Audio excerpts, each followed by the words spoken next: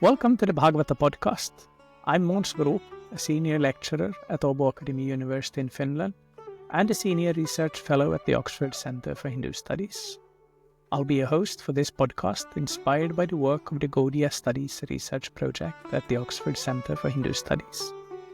This podcast is a series of discussions on chapters of the Bhagavata Purana, a classic text of Vaishnava philosophy, sacred law, and profound ritual traditions. Thank you for joining us for the Bhagavata podcast. Narayanam namaskritya naram chaiva narottamam devim saraswatim vyasam tato jayamudiraye. Today I'm joined by Sri Yukta Jayananda Das, Dr. Janne Kontala. Janne Kontala is a project researcher at Åbo Academy University, Finland, where he's working in a project on yoga practitioners in Finland, together with some other scholars. Jayananda Prabhu is also a yoga teacher of great repute here in Finland, but also teaching in other places of the world. Your most famous book, I think, is The Heart of Yoga. Is that what it is called in English as well? No, that's the Finnish translation. It's not direct. So in English it's called Inner Yoga. Inner Yoga. Okay, yeah. And I'm very happy to be joined by you. We've known each other for a long time, so it's always a great pleasure for me to get to spend time with you. And we're going to today discuss the 7th chapter of the first canto. What would you say, what are the main themes of this chapter? There were 3 distinct themes that struck me when I read it and reread it. So first seems to be Vyasadeva's samadhi and all of that, like as the background for the whole Bhagavatam, actually, how it came to be. Then right after this, the story jumps to a very different kind of scenario where, amongst other things, 2 nuclear explosions are coordinated and they kind of extinguish one another. So kind of an event of catastrophic cosmic proportions, which then, in the end of the day, does not lead to the detrimental consequences which one might have imagined. So it's kind of shock effect, if you will.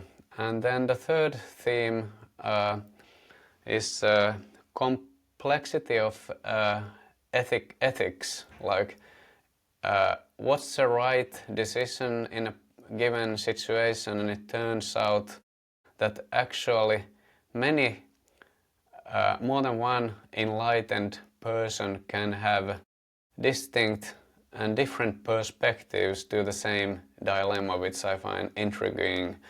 One might think that, okay, if somebody's enlightened, then the person will give the one and only ethically correct answer, but here we see actually multiplicity of answers. Thank you. This is excellent, and I'm particularly interested. I mean, there's plenty of interesting things in this chapter, but from you, I'm particularly interested in this last point, because the kind of research that you've been doing has been mostly focused on worldview research, and that ties in, of course, with this last point of yours, that even self-realized, even perfected beings can have, as it seems, slightly different understandings of reality. But we'll get there in the end. The setting of this chapter, for those of you listeners who don't remember where we are at in the Bhagavatam, is that Vyasadeva felt despondency. He was thinking, he was intuiting that maybe it's because he hasn't said enough about Bhakti. Narada appeared on the scene as he tends to do. And he confirmed Vyasa's intuition that indeed everything that he had been doing, all the books he had written, the divisions of the Veda, all of that had been good, but he needed to do something else, and that was glorify Bhakti towards Bhagavan directly. And he also told his own story as a kind of background to that.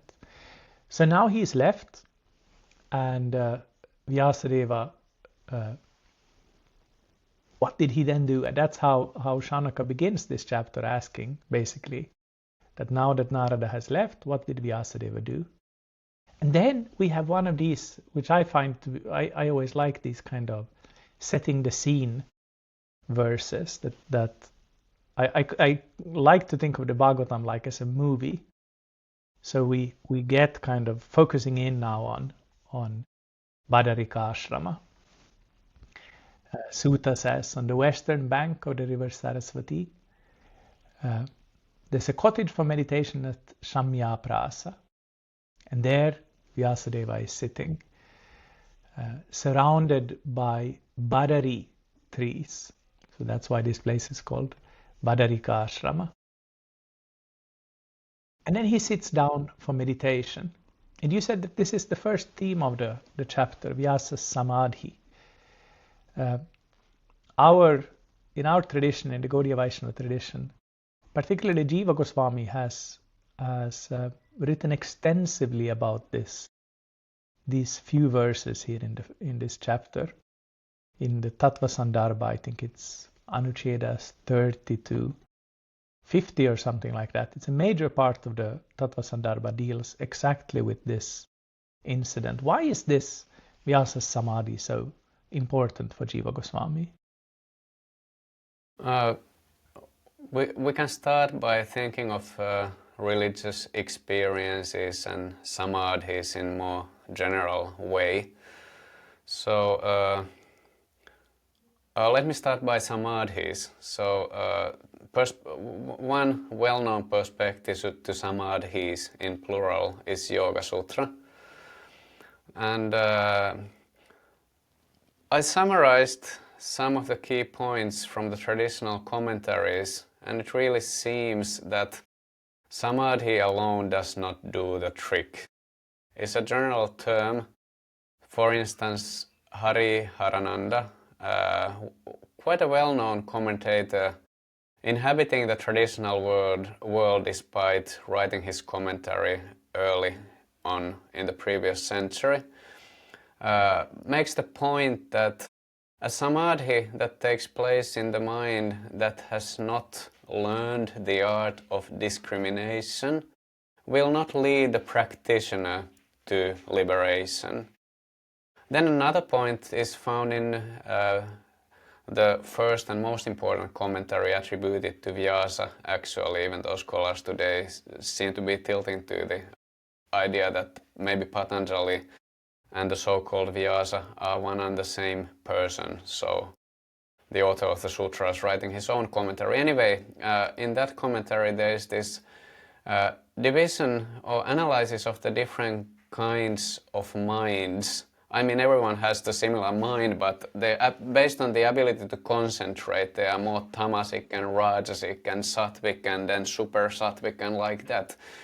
So the fascinating thing there is that apparently even a tamasic or rajasic tamasic mind can sometimes fall into a state which resembles samadhi, like deep concentration out of malice or envy. And then the comment is that, yeah, but this is obviously not helpful from yoga point of view. So here we have two different perspectives. One is for a yoga practitioner who hasn't learned the art of discrimination. The other one is that somebody just almost incidentally falls into samadhi. But the common denominator is in both cases this will not lead to perfect realization automatically. So then the broader topic could be religious experiences. These are well known. Sometimes they lead to personal transformation, and in more rare cases they even lead to social transformation. Somebody has experienced and founds a new religion. Buddha would be a well-known example, Siddhartha Gautama, achieving enlightenment and then founding a new religious movement, which then today of course is 2500 years old, but back then it used to be a new one. So religious experiences, spiritual experiences, samadhis come in various stripes, if you will, and the fact that somebody has a powerful experience can actually sometimes lead to detrimental consequences. I actually, preparing to this class, I took a look at some of the well-known detrimental cults during the last 50 years. And the interesting common denominator in them was that the founder was reported, probably based on his or her own testimony, of having some kind of enlightenment experience. But the question is, what do you do then when it's over? And so if the framework is not in place, these can actually create a lot of havoc, like thinking of the Jonestown massacre where more than 900 people died, but that all apparently started with one person having a powerful religious experience. So I'm kind of raising this point, like how things could go horribly wrong, to just emphasize the need that powerful spiritual religious experience needs to be integrated into a framework. So Vyasadeva, to my mind, is a prime example of a person who manages to integrate the... this is a didactic perspective. I'm not now arguing from the point of view that Vyasa is considered an avatar, but there's a didactic purpose for everyone else. So, he already authored Bhagavatam once before his experience here.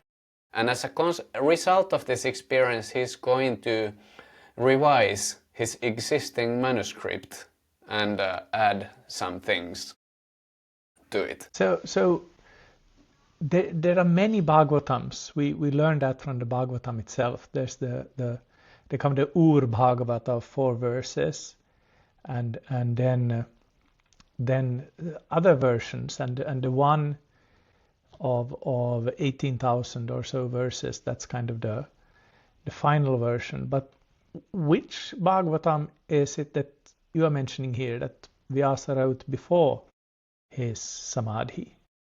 I'm trying to get a handle on these different versions here.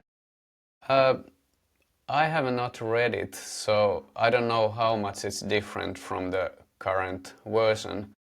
But the Bhagavatam verses themselves seem to be indicating that he revised a previous version. So in whichever way he did it, I don't know, that would be an interesting scholarly research project to try to figure out what Vyasadeva actually wrote and how he revised the previous one. But the point being that he had an integrative framework in place and then added something. Are you informed about like how the previous Bhagavatam looked like? Because I actually don't have an idea. No, not really. I mean, you can understand from the text, of course, that he taught something to Shuka, and then Shuka spoke that to Parikshit, and Suta was in the audience listening to that. So then he retold it in his own way. So you have this, like, at least there's the 4-verse Bhagavatam, then there's the one that Vyasa speaks to Shuka, then there's the one that Shuka speaks to Parikshit, and then there's the one that Suta speaks to the sages. But it's also interesting that the Bhagavatam is the last of the Puranas. It refers to the other Puranas, the last of the Mahapuranas. But the other Mahapuranas also refer to the Bhagavatam. So I suppose they refer then to this earlier version. But I want to go back to the question of this integrative framework. I'm very curious about that. What does that mean in practical terms? This kind of safety net that Vyasadeva is having.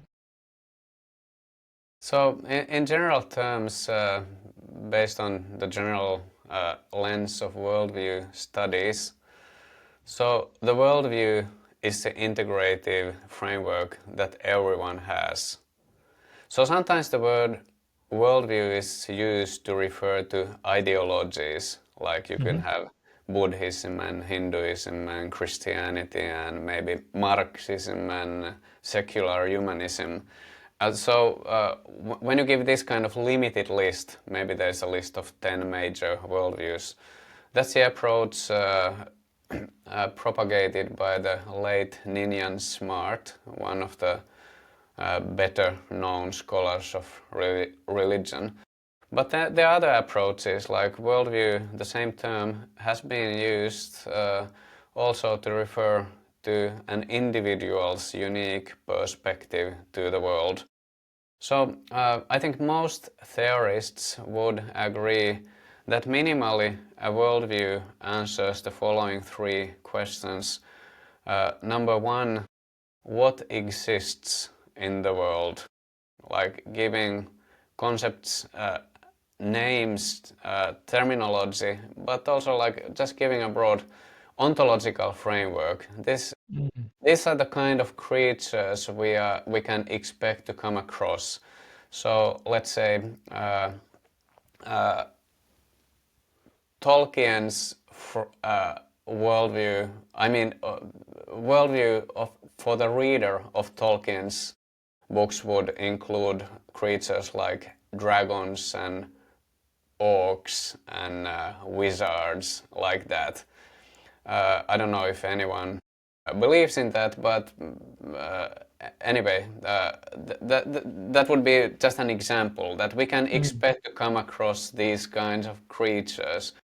And then another one would be contemporary physicalist framework, that there's nothing out there except what we can perceive with our senses, and by extension instruments which can boost our sensory power. And then religious frameworks. Okay, there are some things out there which we cannot perceive, like God or gods and goddesses, other superhuman beings, hobgoblins, whatever. So depending, okay, but that's the first function that the worldview needs to fulfill. So tell us what exists and how these existing ontological categories relate to one another. Then number two is related to values, axiology. What is not only what exists, but kind of placing them in some kind of hierarchical system. These things are good and valuable, these things are bad and to be avoided. And then finally, these 2 points are still like just describing the world, but third one is related to transformation, like what would be the desirable goals that we might aspire to achieve? Like, how would we like to change the world, not only accepting things as they are, but what would be the desirable goals? So any comprehensive worldview would give some kind of answer to these three questions. Now, when we are thinking of worldviews as ideologies, then it's spelled out.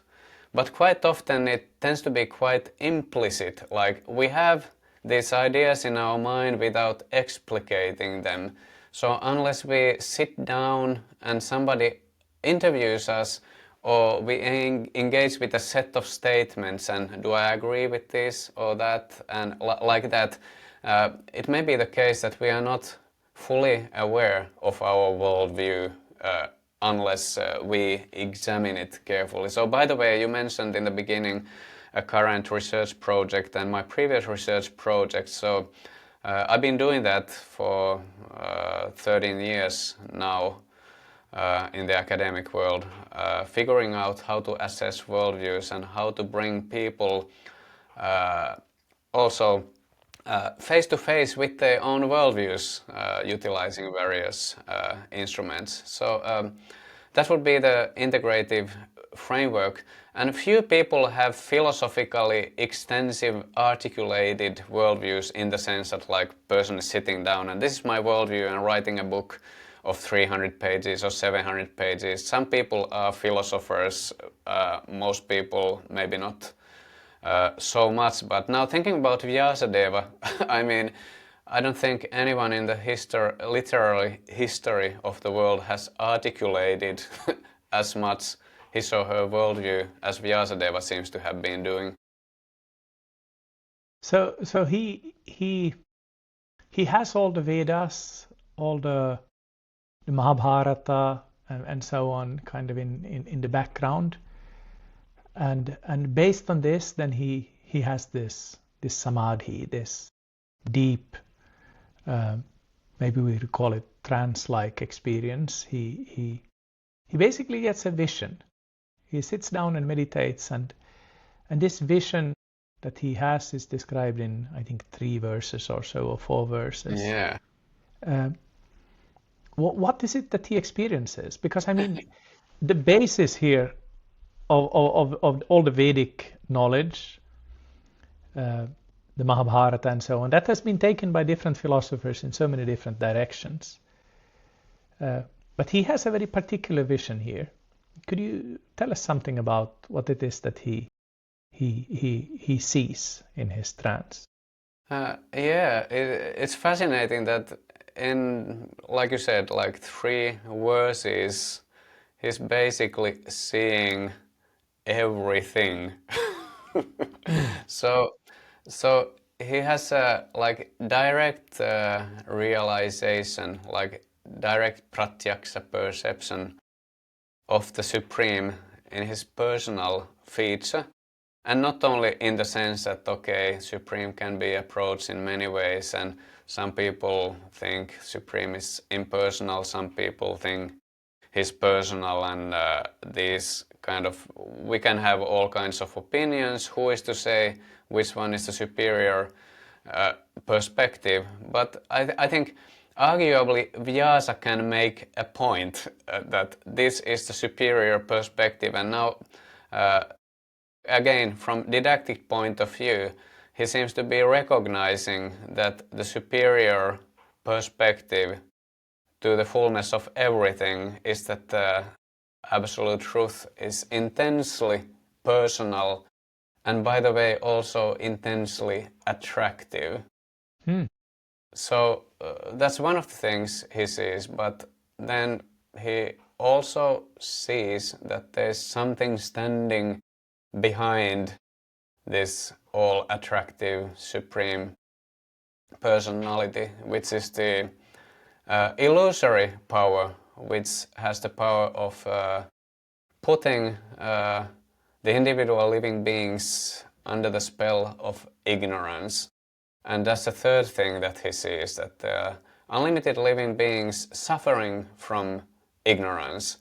And I think the verse is quite clear. It's using the word, I think the word is manute, like they are under the impression that they are products of matter, whereas in actuality they are fully spiritual by their nature.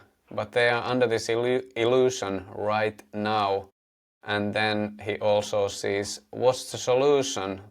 So there's a kind of a diagnosis. Here's a patient who is suffering from this horrible disease called ignorance. And there seems to be a remedy to this as well, which is then established. The supreme remedy is a process of Bhakti yoga. And all of these are nicely interconnected because first of all, when Vyasa has his revelation, that's 7.4. In that verse, the word Bhakti Yoga is actually used to refer to how Vyasa comes in terms of this vision. And later on, the same Bhakti Yoga then is given as a general remedy for everyone suffering from ignorance. I find it fascinating because Vyasadeva is definitely not suffering from deep ignorance, but still, like, he is doing that. Previously, Narada, Vyasa's guru, was doing the same thing, and we will hear like Shukadeva, who is Brahman realized, gets also into this project of Bhakti Yoga. Seems to be very special, like something that is prescribed for those who are like in the deep pit of ignorance. All the while, Vyasadeva, the author of all the sacred texts and now author in Bhagavatam, is also doing that, and his guru is doing that, and Shukadeva, who was Brahman realized, is also doing that. So what is this? And then then the 12 cantos of Bhagavatam are then explaining gradually, very extensively actually, like what Bhakti Yoga means. Thank you. This is a beautiful summary of what's happening in this samadhi. And from there, then Sutta, the narrator, he then goes on to speak about how Vyasa then, after this revelation, compiled the Srimad Bhagavatam, revised it, and taught it to his son Shukadeva. And he says that Shukadeva was already nivritti nirata, or he was engaged in the path of nivritti, or Prabhupada translates it as self-realization or cessation, or something like that could also be used. And that's of course when Shaunaka then asks, so how come he was interested in this if he was already self-realized, or Brahman, on the Brahman platform, as Prabhupada calls it. And that's when we get this very famous Atma Rama verse, which is probably the most famous verse in this chapter. A verse that Mahaprabhu spoke extensively on at different points in his teaching Leela. Do you want to say something about this Atma Rama verse? What's so special about that then?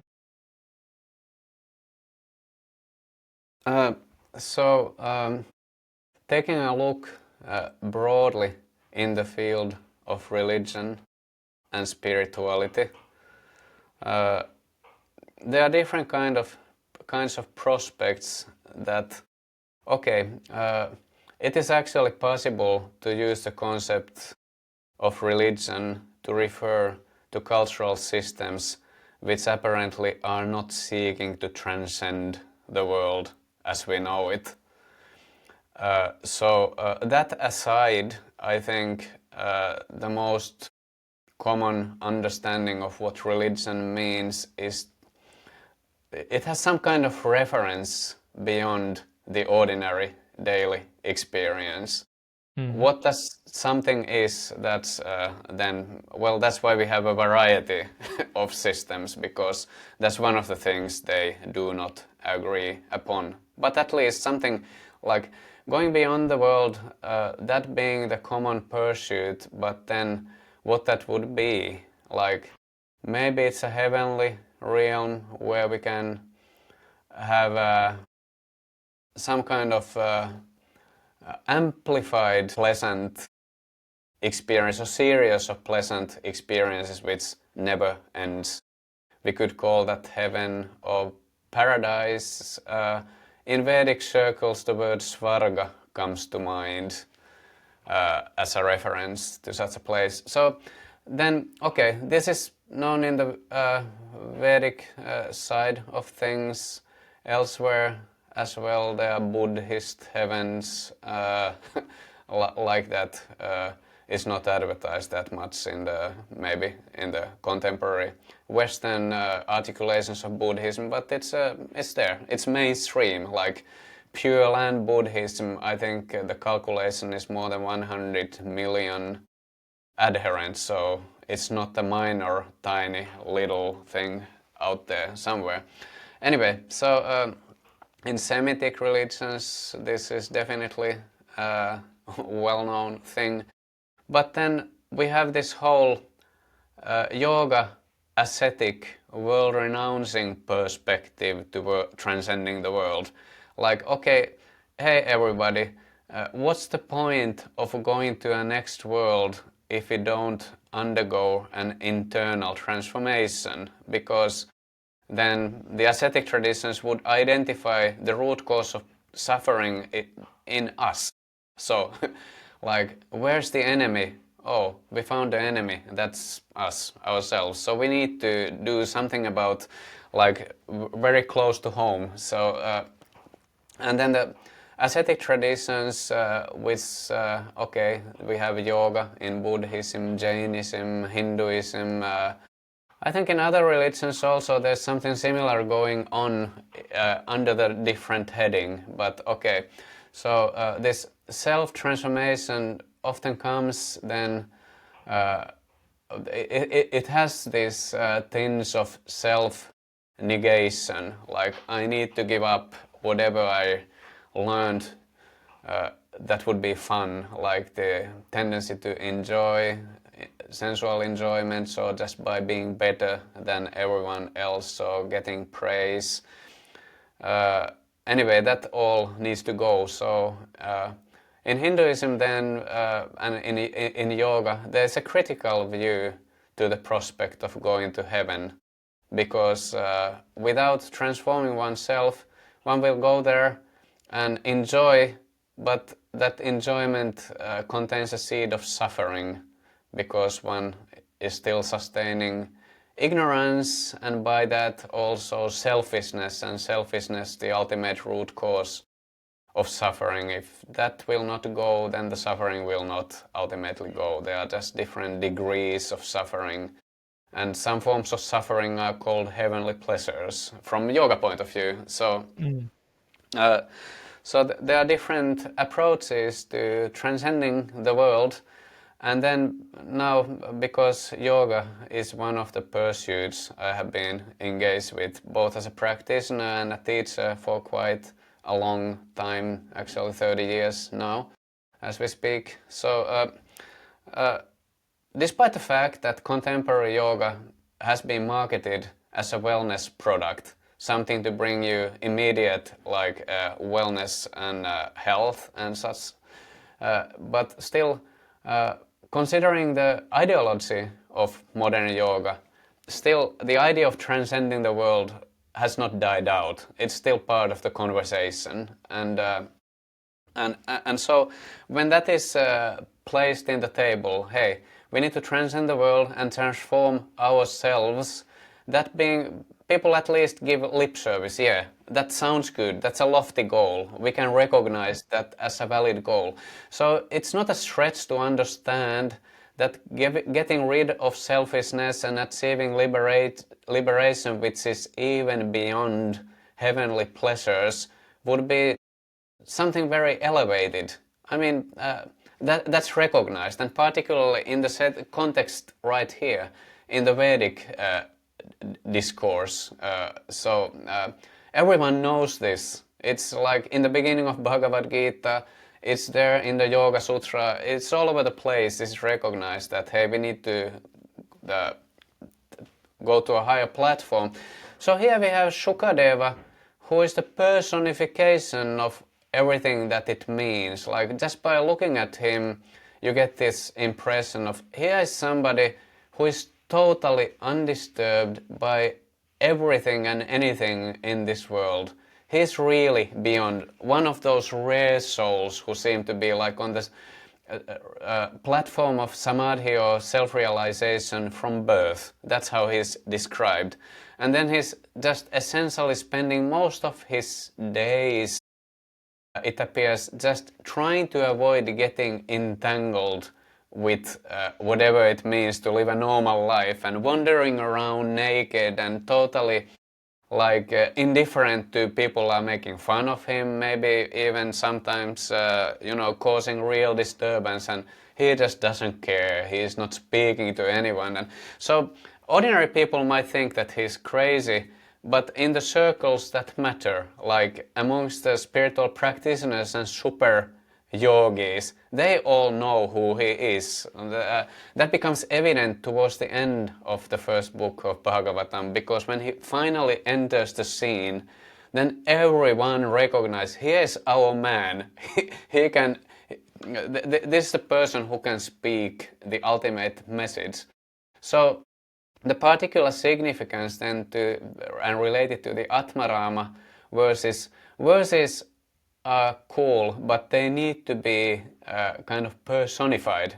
There's a lesson, and then there's a person who is personally exemplifying how it would look like if somebody actually was on that platform. And Sukadeva is pretty much the ultimate example. I mean, if I sat down and tried to figure out for 2 weeks, can I come up with imaginary character to a novel who would exemplify in a more elaborate and obvious way what it might mean, I don't think I could come up with a better example than Sukadeva. And now he is the person who then, despite all this, becomes attracted to the message of Bhagavatam, and particularly then the very attractive feature of the Absolute, so the pastimes of Krishna in the 10th book. Then he becomes attracted to that. So that tells a powerful message to everyone else. Like, if this person who is on the platform that everyone else is trying to get to, and now that person says, hey, there's something even better, then one needs to take that seriously, like as a working hypothesis at least. Like, what if Sukadeva is right? What kind of consequences would that have in my life? Well, one immediately thinks that, well, I should actually just right away take to the closest library and borrow the Bhagavatam and start reading. Indeed, indeed. Thank you for this explanation. I really like this. I think this encapsulates what this verse is all about. After this, in this chapter, I think in verse 12, Sutta Goswami then kind of begins the story of the Bhagavatam. One of the things that makes the Bhagavatam into such an interesting book is, of course, that it has so many beginnings and in a sense also many different endings. It begins in the very first verse, it begins in the 4th verse, in the first chapter, it begins in the 2nd canto, and here again there's a kind of a beginning here where Sutta takes us back to some of the most dramatic events in the Mahabharata. In some ways, the Srimad Bhagavatam is a continuation to the Mahabharata, and you can see that here also. And we get this very dramatic instance you mentioned of the two nuclear weapons, to use a kind of modern approximation.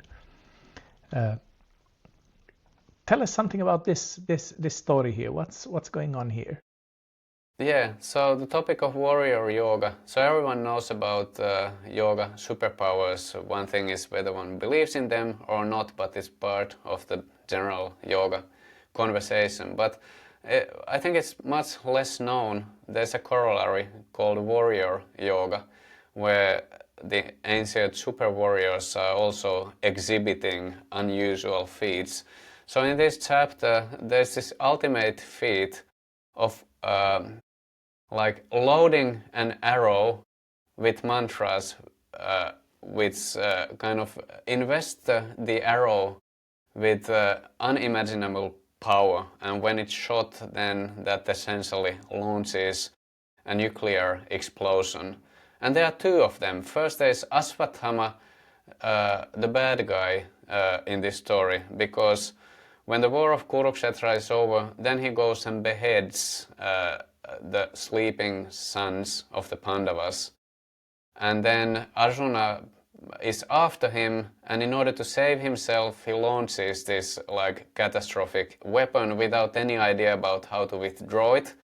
And then Arjuna actually understands what to do, and he launches a similar weapon and withdraws both of them. First they kind of merge together, and then he also has the skill to prevent the explosion that would otherwise probably destroy the whole planet, amongst other things.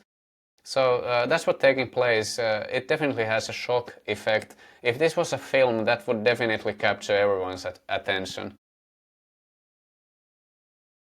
So Ashvatthama is then captured and brought for punishment, and here we get there's so many interesting things in the Bhagavatam, and one is that the Bhagavatam retells many of these Mahabharata stories and introduces these characters on the Mahabharata, but many times they are changed a little bit.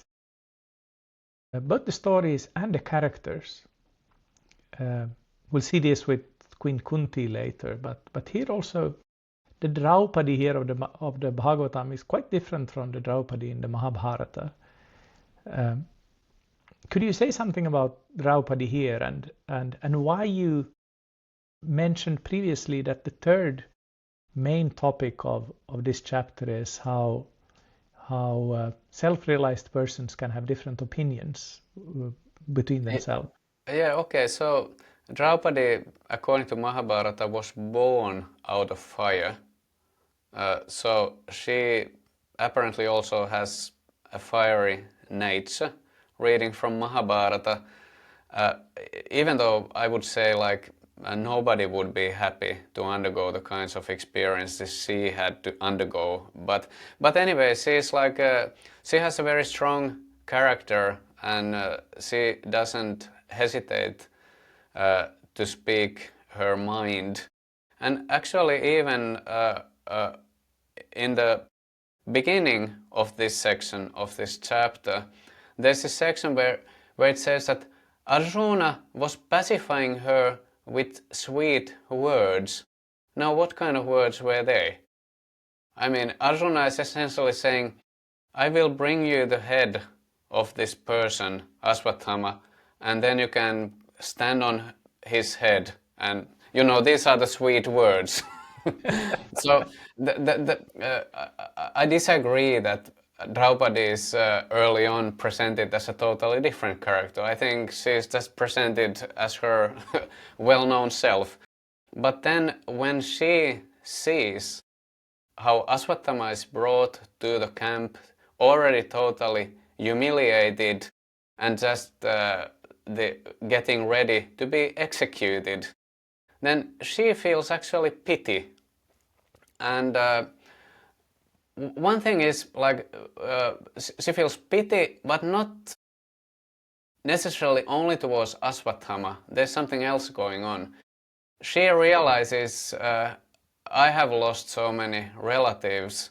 Well, Ashvatthama's mother is still alive, and she has already lost her husband. So does she now have to suffer just like I have suffered and lose her only remaining son? And so there's something like this going on. And one thing is, Draupadi shows actually mercy towards Ashvatthama and pleads that he should be saved. But mercy, the show of mercy, is something that actually gets value if you have power. And so Draupadi is here in a situation where she can actually decide over the life and death of somebody. She's like just ready to get coronated as a queen. Not sure if that already took place, but that's where we are actually in the narrative. So she's de facto queen of the country at this point. So she has great power, and she already knows Arjuna is prepared to do whatever she wants. So that puts a special emphasis to the fact that she's now showing mercy towards this person who essentially destroyed not her life, but like emotionally killed the sleeping sons. Like, what could be worse? And where do these different opinions come in here then, that you mentioned before? So here we have Draupadi, who's changing her opinion and pleading like Ashvatthama should be changed. Prior to that, Krishna has already advocated that no, this person needs to be killed. Then there's a conversation, and then some other characters in the scene, like Yudhishthira, Nakula, Sahadeva, they seem to be agreeing with Draupadi's perspective, and then Bhima, on the other hand, doesn't want to save Ashvatthama to the least, and is of the opinion, no, he should be killed. And so there are two sides. There's Krishna and Bhima, there, kill him, and then Draupadi, Yudhishthira, Nakula, Sahadeva, save him. And then Arjuna is placed in a dilemma, like, what should I do now? Because all of this, okay, Krishna is God, so that's one thing. But everyone else is like a great soul, pure devotees, and Krishna is known for the fact that he likes to be brought under the control of the love of his devotees. So it's not clear that Krishna is saying something and then that's it. Like, it seems like there's a real dilemma. How to act in such a situation, respecting everyone's points of view and acting not only to please everyone, but to do the right thing. And then Arjuna resolves it, that there's a way to kill a person while the person can also stay alive at the same time. So cutting the hair and then releasing the person who has to live with all this shame, from one point of view, is worse than death. So that's even brought up in Bhagavad Gita early on. Krishna says to Arjuna that for one who has been honored, then dishonor is worse than death. So maybe that's in Arjuna's mind now when he arrives to this solution, then that's even a worse kind of punishment. Now then, what's the point of punishments in the first place? There is something to be said about retaliation, like what's its meaning to the society at large, so that the sense of justice will be maintained. So that's one perspective, but the other perspective is to the person who is being punished. The meaning is how to reform the character. And so that being the ultimate point for the person who is being punished, that the person learns the lesson. So I think Arjuna's solution is Ashvatthama will learn the lesson. And I'm not sure if he would have learned the lesson better if he would have been killed, because now he has to kind of contemplate on what he did for a very long time. Isn't there the story that Ashvatthama is still wandering around the world, kind of suffering the reactions of his deeds? Yeah, that notion is there. So if that is true, then he's being contemplating on his evil acts, wrongdoings for thousands of years. So, I mean, even a day of deep remorse can actually have a transformative effect. Just imagine somebody doing that for thousands of years, then yeah. Yeah, I find this whole little dialogue here at the end of this chapter to be so interesting, because as you say, it seems like Krishna is having an opinion of his own, and Arjuna doesn't automatically go with it. He's just kind of had the whole discussion of the Bhagavad Gita, and the Gita ended with him saying, "I will do whatever you say." And now just kind of a few pages after that, if you will, he's still using his own kind of understanding to find a way to follow what Krishna is saying without kind of breaking against the wishes of the other important people here around him. Yeah. This is to me quite fascinating and a good example maybe of how a devotee can use his or her own discrimination in a situation like this. Yeah, exactly. Oftentimes, one of the standard criticism raised against religion, one of the famous anti-religious arguments is that religious people don't have real morality because they are just doing what they are told. Meaning, what's the value if you're kind of giving up your own sense of discrimination and just becoming a religious vegetable for all intents and purposes, like a religious zombie, then that kind of ethics, even if you are doing the right thing, but you are not really doing it because you want to be a good person or you want the best for the other person, but you are doing it out of fear of some kind of punishment. Maybe God gets angry and burns my house or whatever. These kind of characterizations are there.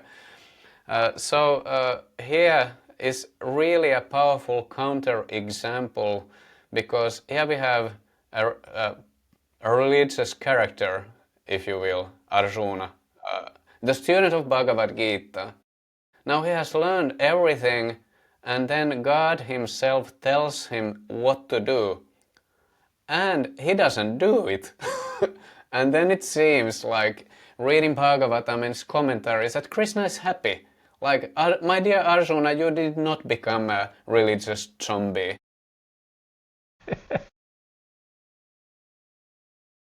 Thank you. That's a beautiful ending to this chapter. And I mean this is basically where the chapter ends. Ashvatthama is released.